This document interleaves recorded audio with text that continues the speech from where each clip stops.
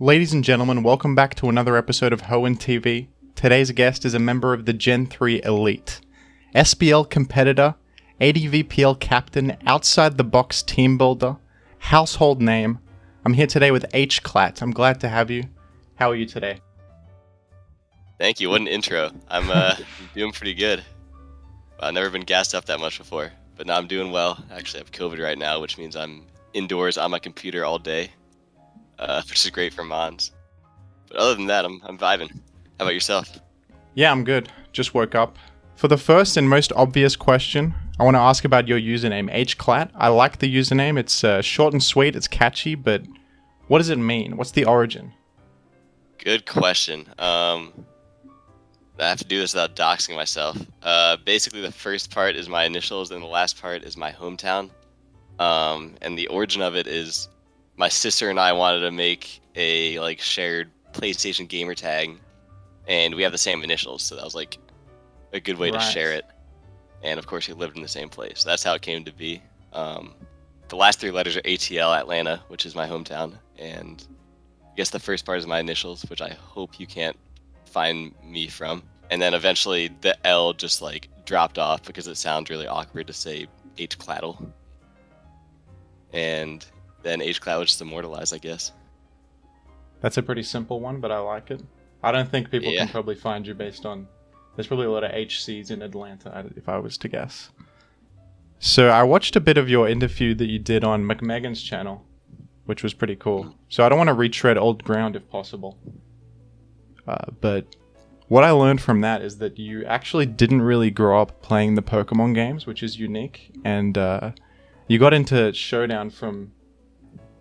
your friends happened to be playing it, and they were specifically playing Gen 3, which is kind of random. Yeah, that's exactly right. Yeah, I don't know. Maybe I'm too competitive for my own good, but they were just playing this game. I tell them it's a dumb game. You have a Pokemon, you can click a couple moves. Why don't you just click the move with the biggest number? That's what I said to them. And they're like, okay, if it's that easy, why don't you come beat us? And I couldn't at first, but after a while, I learned to play and realized it was pretty fun. Sort of took off from there. I'm kind of similar. I did play the Pokemon games a bit, but I kind of sucked at them. I would get to the fourth gym and get lost. There's puzzles in the Pokemon games. They're not that hard, but when I was a kid, I was so stupid. I couldn't do any puzzles. Preferred Mario and stuff. But in high school, yeah, I had some friends playing Pokemon online, and I got into that. We played Ubers mostly. That's funny, yeah. So me saying I've never played the games is a bit of a lie, because once I got into Showdown, eventually my friends were like, yo, you gotta play the actual games. So I think I tried to play Emerald one time, and the same thing happened to me. I just got a third of the way through the game. And then you saw all these Zoomer games that tell you exactly what to do at all times, and just got lost because there's no mini map or objective system or whatever. So yeah, maybe I've played a third of a playthrough, just like that. Have you played any other competitive games, Counter-Strike or something? Fighting games? Not really other video games. I've played a little bit. I play some League. I'm really bad. Played some Call of Duty in high school, but nothing serious. And I'm pretty into to niche IRL sports too, but I don't want to go too far into that without revealing personal details. Some jujitsu or something cool.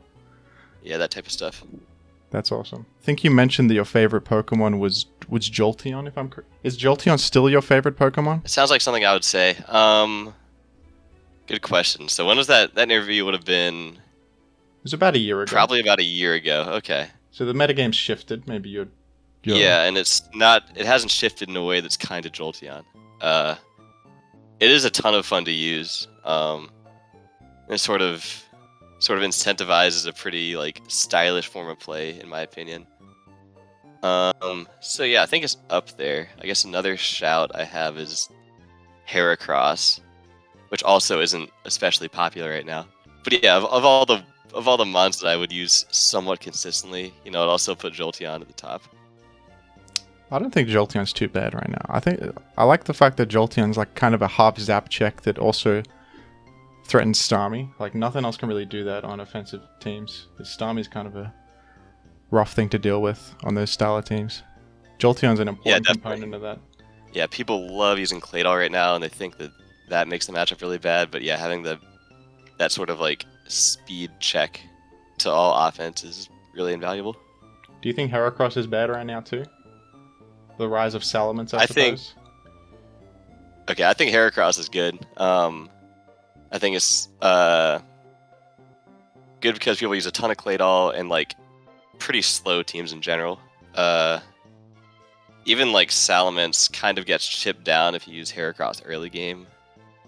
DD-Ments often will like underspeed Jolly sets, and like physical Salamence doesn't really get anything done until the game is pretty like developed.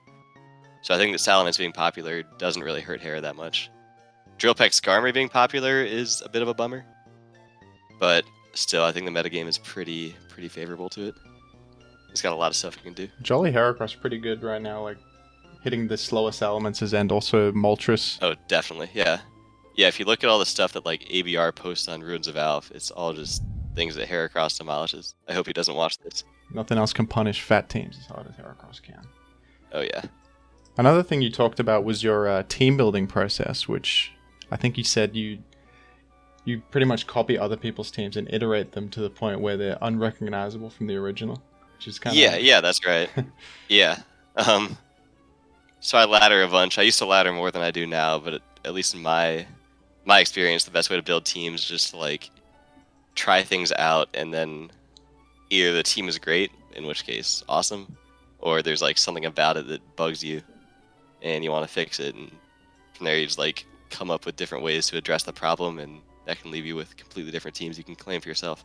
I often just like throw together a team in 1 second and then spam games with it like 100 times, and then I won't really iterate on it. I'll like delete it and make it again, because that kind of clears my head, I guess, because I can so easily tunnel vision when building teams. Yeah, that makes sense though. It's like a sort of similar, I don't know the term, but like, is trial by error a team, or is that just me a term, or is that me just like combining two terms? No, that's a term.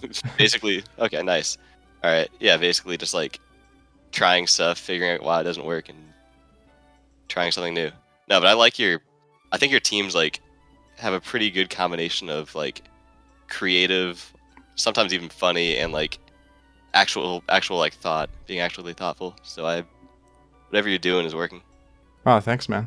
I had an idea for this video, which was to take a look at some of the hot takes from the Discord, the whispers, and maybe like discuss them a bit, see what we think about them. Okay. Ooh, boy, that's spicy. A warning: some of my own are just intentional nonsense that I have absolutely no defense for.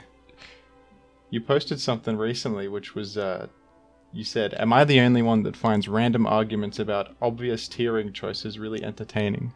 I assume you're talking about people discussing the freeze clause, because that's the recent... That was trying to figure out how many like layers of sarcasm I had there. But yeah, I find it really frustrating when like, I don't know, I feel like it's maybe controversial, but I feel like it's pretty agreed upon that if somebody freezes 2 different Pokemon at the same time, that's kind of nonsense, and we shouldn't let that happen. But whenever someone brings it up in a thread or Discord or whatever, you get like an absolute just like deluge of arguments about like philosophy and politics and like life experience and random stuff that are just like not at all like connected to the actual like thing that we're trying to address. It is kind of funny in a way, like how we have to like debate it like it's a serious issue, but it's just like Pokemon. There's a bit of inherent humor to that. Yeah, for real.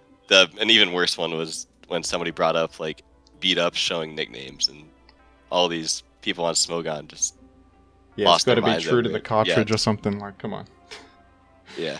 But I mean, someone has to play devil's advocate, I guess. Like, you got to have a discussion about it. It's sort of a slippery slope if we just ban everything we don't like.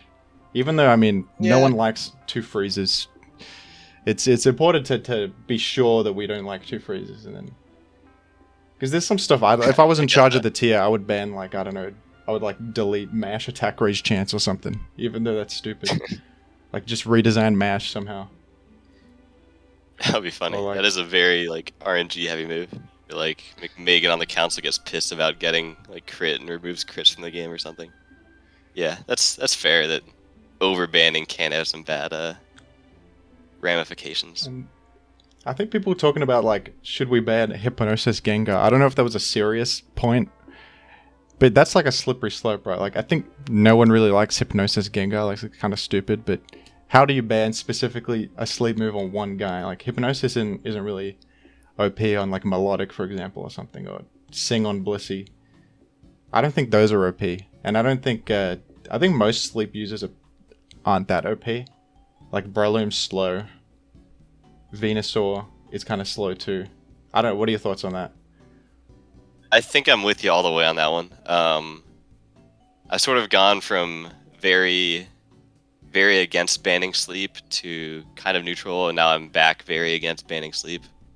But I do get annoyed by Hypnosis Gengar above all others, just because, kind of like you said, it's like, it's fast and it blocks rapid spin. Certain users on ladder have like an uncanny ability to hit the move every time. 60 is like a really awkward like percentage where you switch in a fodder to it and it misses a lot of the time. Stuff like that. So it is really obnoxious. But I don't think it specifically is even all that good. And it would be a weird thing to just ban. Like, banning it would sort of suggest that bans to other stuff are on the way, which is like... Yeah. Maybe more of a valid slippery slope than like some other nonsense that you hear. From like a game design point of view, I think it feels better when like a slow sort of defensive mon has an inaccurate sleep move versus like a one like Gengar that's like a speed tier a little bit above a lot of stuff. It can get beyond the 100 base speed guys. Everything else that has like a sleep move is like the fastest one is like Jinx, and even Jinx is slower than, can't get to 328 speed. Yeah, the speed sort of forces you to be like clever about how you sacrifice to it, and the RNG might not go how you want, so it's... And Gengar is just like pretty good, so... It does pack something different from all the other dudes. We got one from Kara, says, Magneton is the worst mon in OU that's still good in OU. What do you That think? is very much a ADV Whispers post. Just making up all sorts of arbitrary barriers and definitions and whatnot. My honest opinion is what makes something good or not is how good it actually is compared to like everybody's perception of it. For example, I'll say that like Blissey is horrible because I think it's like decent and everybody else thinks it's God. So That's interesting. is Magneton bad? I don't think so, but it's better. I think it's like worse than some mons that have lower viability than it by my definition. So yeah, I don't really know what to do with that whisper. It's interesting. Like, nothing's really bad ever. There's a niche for everything, except like stuff that's total trash. But yeah, like so, once you're like in the middle of OU, you're not gonna be that bad.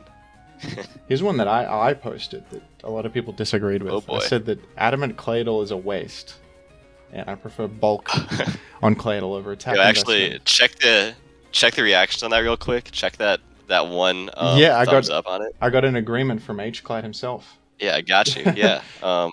Yeah, like look at his stats. His attack sucks and his special defense is really high, so you want to multiply the special defense and add a flat number to the attack. I don't get why everybody else like takes objection to that. I'm with you. I think people really value the 2-hit on Tar, whereas I think the bulk actually gives you a lot more utility overall. You can be like a little mini special ball, and especially with like you have Levitate and Sand Immunity, you're like a little special defense Swampert or something, or Flygon. Yeah, you can like just come in once or twice on just about anything. No, I'm with you. I think plus defense is valid, and I think if you're max speed, you can do plus speed. But yeah, I don't really get plussing your attack. I think you do enough to Tar anyway. Like to the normal, the Jolly Lum Tar, you do like 45-ish with EQ. I think that's fine, right? I don't know. I don't know the calcs off my head, but like, I agree with you, and I'm worried that us agreeing so hard is gonna like tank your dislike ratio on YouTube or something. You're gonna get McMegan up here just like flaming us from his far more powerful YouTube. Let me find a good. Let me ask you about the other one I posted a little bit back, which is about dynamic punch. I think dynamic punch is like almost ban worthy. I really hate it. Like whenever a Jirachi or Gengar just punches my Tar, like it's just not right. Like Tar should just. If you want to hit Tar with Gengar, you should have to focus punch it on a read. Because that makes sense. That's like a gamer click. But dynamic punch is just like cheating. In my eyes, I don't know. No, I'm kind of with you. It's just like complete RNG. It also just kind of sucks. I don't know. I think I'm okay with it just because it has 8 PP and you can sort of like switch around it until it runs out. That's true. That said, there was a while where, not to calling anyone out, but UD was like super against Hypnosis Gengar because it was like too RNG heavy and it was like a noob move. And his like solution to not using that was Dynamic Punch Gengar. So I don't know like how your reasoning ever is that like pressing a move with 2 50/50s is better than Hypnosis. But yeah, it's kind of nonsense. But it's also kind of funny. It's a funny animation too. It's just funny to see the mod just like slap the other guy. Yeah, I lost a tournament game to like a mixed Jirachi set with like Body Slam, Fire Punch, Grass, Deep Punch, and it kind of just 6-0'd me unless it missed Deep Punch, which is just like, what am I supposed to do? It really does do that sometimes, yeah. Maybe it's a team issue, but I don't know. You can't cover I play everything. a bunch of friendlies with a couple of people who just like love that set, and whenever I see it, I'm like, okay, I'm just gonna switch between every single thing on my team until I know exactly what its moves are, because there's no way to guess what it's using. And hopefully it misses. But yeah, it is super annoying to play against. I guess over time, it's also just bad. I'll identify the people that use it and be aware of it and not throw by staying in with Tar or something. Don't play with them. Yeah. I guess I wanted to ask you about team tournaments like SPL, ROAPL, ADVPL. Because I played in my first team tournament recently, which was actually your team. And I kind of, I really struggled with it. Like I found it really difficult. It's a lot more pressure than I'm used to in a Pokemon tournament. And it's also best of one, which is even more pressure, I think, because you only have like one shot. Yeah, no, definitely. Yeah, it took me a while to become comfortable with team tours. Like first I was pretty comfortable with like ladder and just like playing a bunch of ladder games. And then like I started playing tours and I did pretty well in solo tours and really badly at team tours for a while. And I think like the main reasons for that are exactly what you said. You have to like A, play only a single game and like win that one game, and B, like there's this little thing in the back of your head about you're not just worried about winning the game, you're worried about like what does your team chat think about you after the game. So like you'd almost rather make like a good seeming play that loses instead of like a kind of absurd one that wins. Yeah, the element of having a team makes you it's like less you playing in a way. It's like I sort of had less faith in my own decisions and ideas a little bit because of the element of a team being there. Felt that way for a while. I think I'm trying to think if there's like a moment that made this like click or snap, but like the advice really is just to like stop caring what your team thinks about you, which is like it's hard to do, and yeah, it's easier said than done. And also like having a little bit of like reputation can help with that, and that's like something that either like you have or you don't, which kind of sucks. But no, it's absolutely something a lot of people struggle with. I picked a lot of people on our team who like hadn't played tours before, and a big part of like my goal for ADVPL was to like get enthusiastic players and sort of like introduce them to that. I was hoping that like having a bunch of people in similar scenarios together would maybe not make the pressure like less intense, but at least like give everyone something in common. That's cool. And I know at least like as a team we ended up winning, even though like I know like several people were definitely feeling a lot of pressure. I know like Mushi as well. Could tell it's sort of getting to him at times. Yeah, I like that philosophy though. Like team tours are inherently biased towards like known players, and like as a captain, it's kind of a disadvantage if you pick someone that has never played before. So I appreciate that you picked people that hadn't played before, give them a chance to show what they got, or like give them a bit of experience. I think that's a cool philosophy for sure. It's good for the community. Yeah, that was the most fun too. Definitely. And we won, so, you know. Yeah, there you go. I guess it's just a matter of experience, and the more you play, the more you get used to that environment. It feels like a different meta too. Like when you're playing, specifically preparing for one person with a team, and it's one game. Like the stuff you bring is very different, isn't it? It's than if you were playing like a Pokemon Perfect Tour or some best of 3 open tour. Yeah, definitely. Like the preparation meta, like the counter team meta is pretty different. And like all sorts of things go into it. Like if you're playing someone you think is better than you, you're gonna probably cheese harder and stuff like that. I know one of your games you ran into a Choice Band Moltres, which is a complete like nonsense set, but it got like the one matchup it needed. Yeah, that was unfortunate. So stuff like that can really feel bad, and like it doesn't win out over time. But in a best of 1 scenario, like, it can definitely go crazy. Random stuff can it can just like click a crazy button turn 1, and all your stuff for the week goes down the drain, and that feels bad. I don't know if you saw I wrote like a long message to Mushy Musha after his first round about like how it took me like several I think I like listed out all the team tours I played, and it was like something like the 7th where I finally got my first winning record. And like at this point I've like got a rep for being like a pretty good ADV player, but there was a while where I just like couldn't make it click. I think that's like pretty natural when you come from ladder. I want to ask about like your ladder mentality, because you've been laddering for a while, haven't you? When did you like start laddering? Let's see. So when I was first introduced to Showdown, I laddered like a tiny bit. That was probably like 2014-ish. And then I kind of stopped until spring of 2017. And that's when I sort of started like trying to be good on the ladder when Callus featured one of my ladder games on his channel. So I sort of started then. And yeah, like ladder's sort of like a choose your own adventure type of thing. You can try to like bring a super established, viable team and get a really high score. You can use it to like build your own teams, to like practice your own gameplay, to try to like win with funny mons or do challenges. Like I don't think there's any like one way to do it. I've probably done a little bit of all of that. It's like my favorite way to test teams. I know like other people like Altina, McMegan, ABR have like sort of come to that opinion in recent years, but it's sort of always been that way for me. That's what I like about Gen 3, is that all the good players like play ladder. I think in other gens it's not like that. They play friendlies or they focus on tournaments. Ladder's kind of seen as like not legit, but in Gen 3 like everyone plays ladder. You frequently play against like the top players and the same people. Yeah, that's really cool. Definitely good for new players to get into it, because it's pretty active for an old gen ladder as well.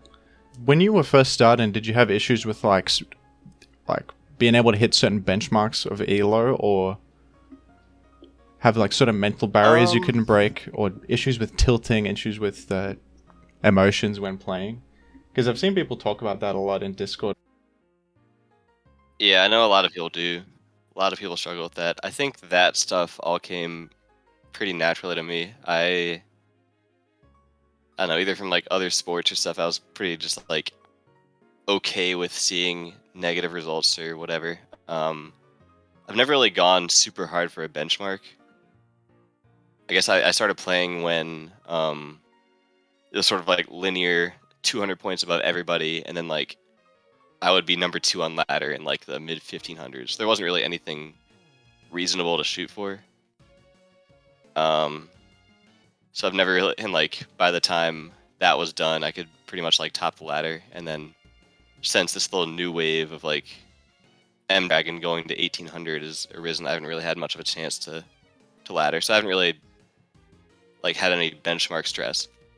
But yeah, I think the key to not tilting on ladder is just like not stressing out about the results. Like if you're going to take it seriously, you should like look at your games retroactively and try to do better, but sort of try to disconnect yourself from like the number on the screen. Don't let that ruin your mood. Yeah, I agree with that. I definitely have like moments where I tilt, but I've gotten better at it over time. I think the more you expose yourself to, like, I don't know, you've been working so hard to hit 1500, you're one game away, and then you lose like 30 points to some 1000 guy playing Ninjask or something. Like that hurts a bit. That absolutely sucks. But the more that happens to you, the less it affects you, I think. So yeah, I definitely tilted people. Like, oh my god, you're so annoying. Freaking Drake Seawood hitting every single hypnosis with Gengar. Sorry, Drake, if you watch this video. Stuff like that. But no, I'm not. I haven't had too many like, oh, this game is stupid, why do I play it moments. So I'm working on a video right now that's like I've been working on it for a while. How to build teams in Gen 3, like a team building guide. Maybe I wanted to ask like your thoughts on some of the stuff I've been writing about.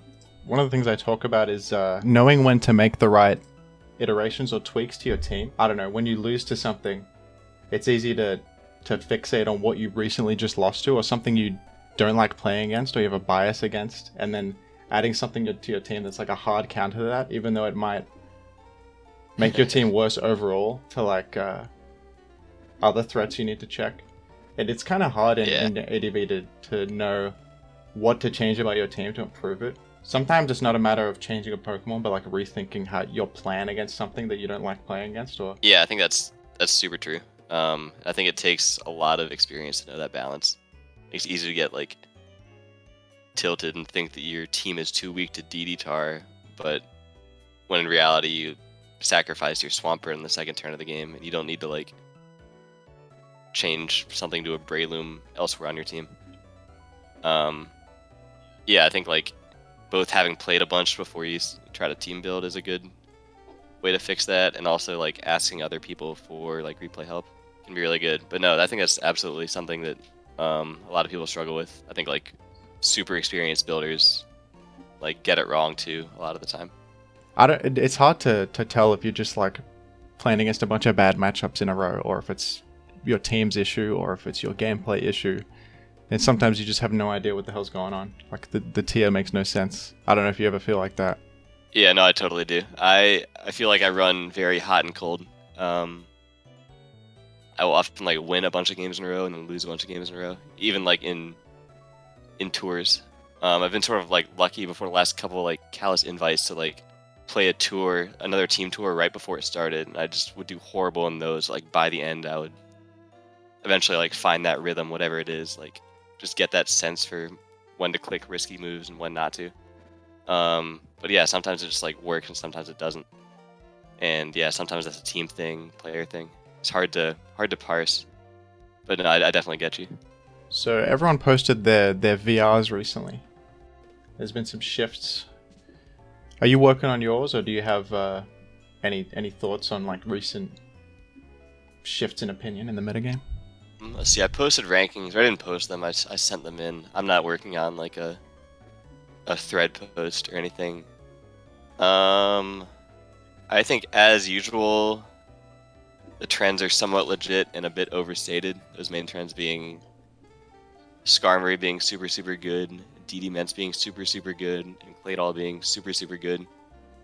And yeah, basically I think they're all pretty good, but not like game breaking, and I think that we'll see some other like shifts rise up and sort of knock those guys down a peg.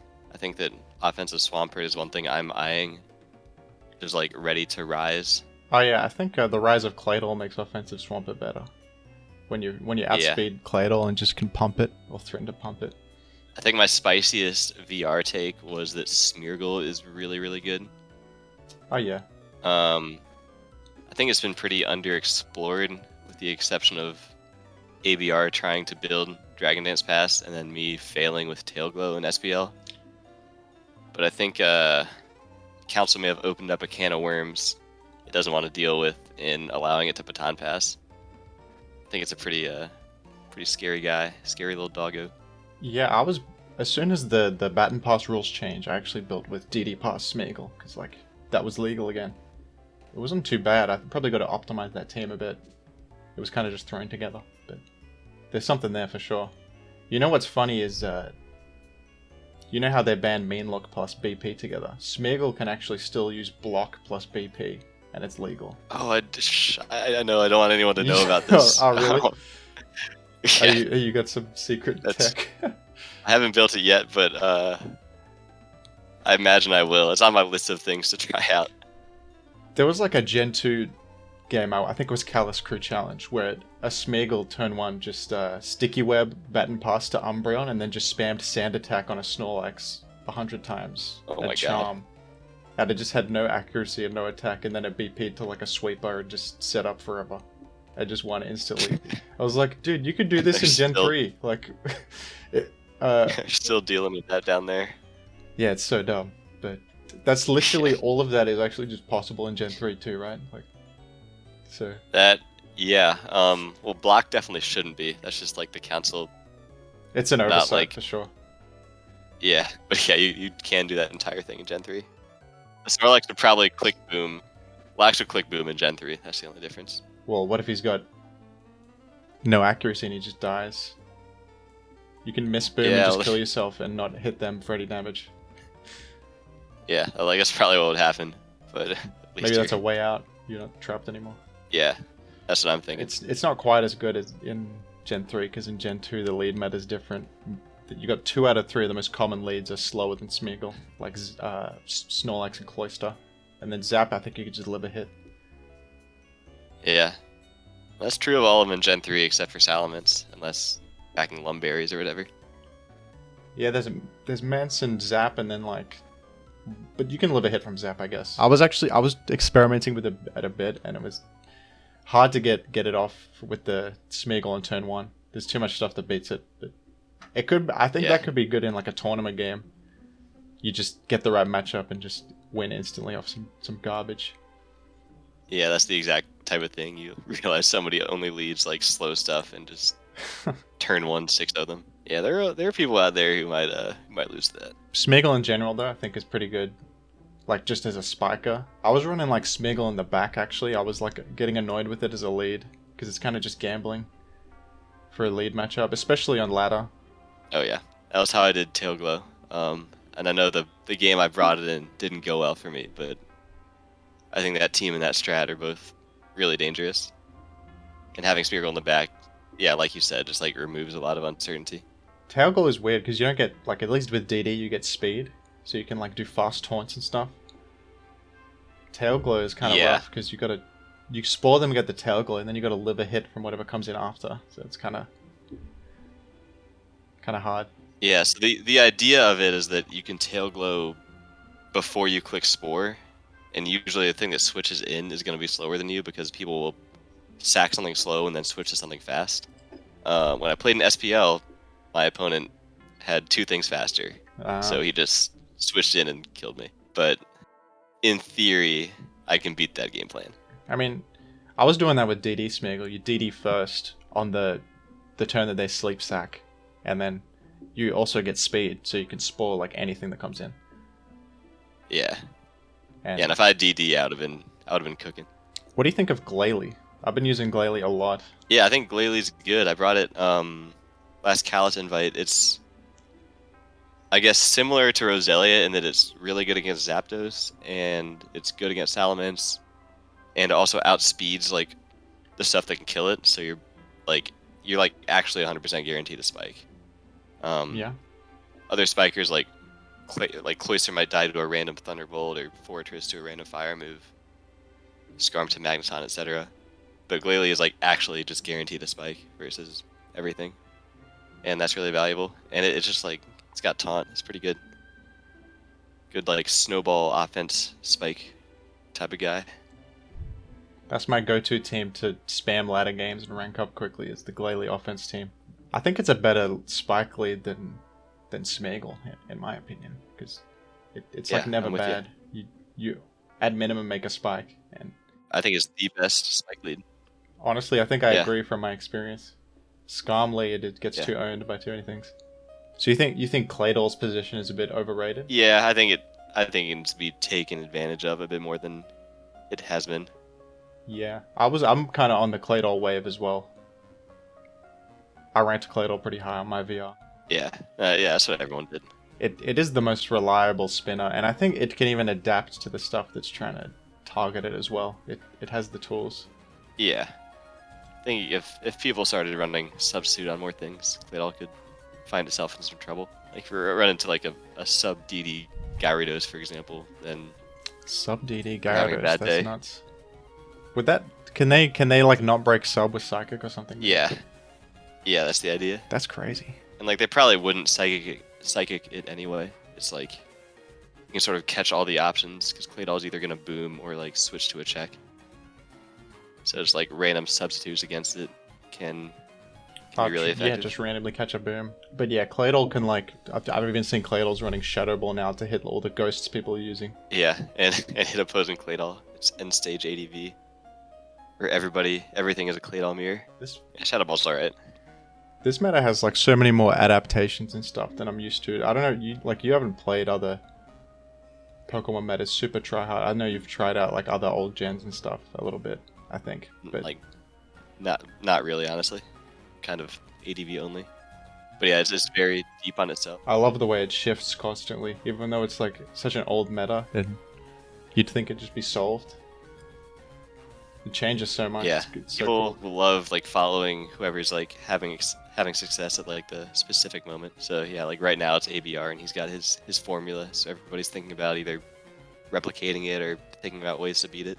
Makes sense. I just remembered something. I remember a while ago your profile picture on Discord used to be Luigi from Smash Bros.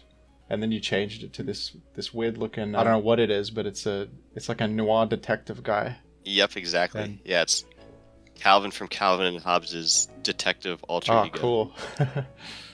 But he looks really cool and dark and edgy. Were you asking me what was behind the change? Yeah, you said on Discord, you're probably joking or something. You said like my profile picture change represents a shift in my viewpoint or something like that. Something really epic. Yeah, no, it's super anime, super cool. But I think it's sort of legit. I honestly it sort of came from a lot of the team tour gripes that you were voicing. I was just sort of frustrated with all like the external noise and pressure and stuff like that, and decided like I've got a pretty like friendly, goofy persona, and I'm just kind of tired of taking BS. So I'm gonna be dark and edgy and cool looking now. So no, that's the Hclat you're talking to today. Better not mess with me. Very epic stuff. Oh yeah. I guess for like a last question I want to ask you. So I've been playing Gen 3 OU as my main gen for like I think 3 years now. And I've got a goal to sort of become like SPL level or whatever. Like I want to get as good as I can. And I feel I'm getting there slowly but surely. I'm improving gradually.